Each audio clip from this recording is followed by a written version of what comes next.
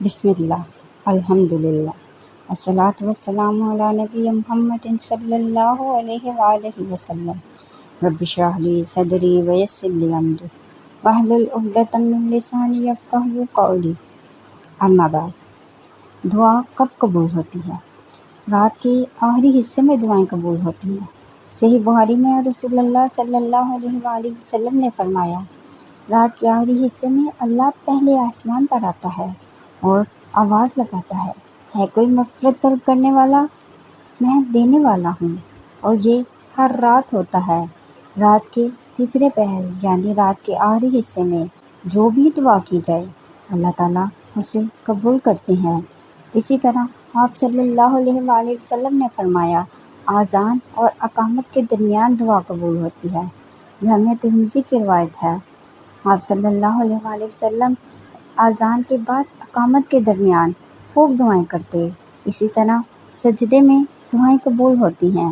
آپ صلی اللہ علیہ وآلہ وسلم نے فرمایا، صحیح مسلم کی روایت ہے، جب بندہ سجدے میں ہوتا ہے اللہ تعالیٰ سے سب سے زیادہ قریب ہوتا ہے، لہٰذا اس وقت اللہ سے زیادہ دعائیں مانگو۔ اسی طرح جمعہ کے دن ایک ایسی گھڑی ہے جس میں اللہ دعا قبول کرتا ہے۔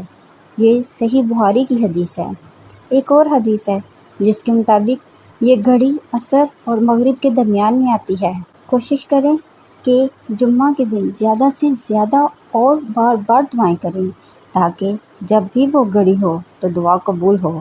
اسی طرح آپ صلی اللہ علیہ وآلہ وسلم نے فرمایا، میدان جنگ میں جب مسلمان کفار کے سامنے ہوں، جہاں جنگ کر رہے ہوں، تو اس وقت کی گئی دعا اللہ کبھی رد نہیں کرتا۔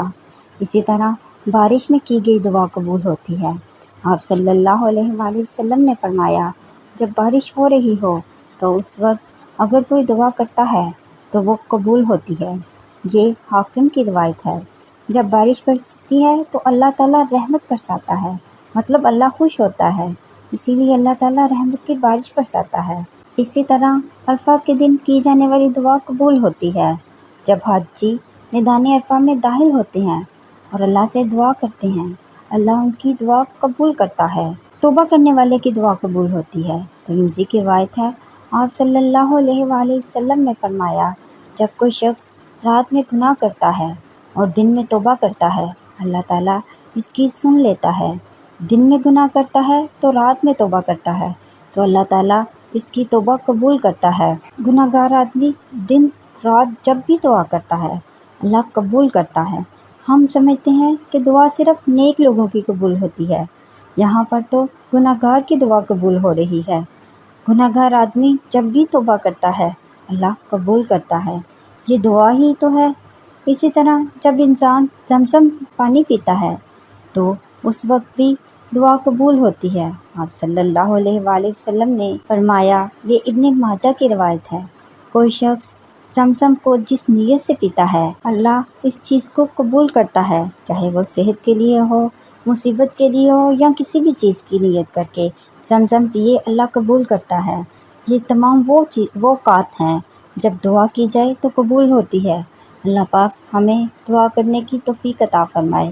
وآخر الدعوانا ان الحمدللہ۔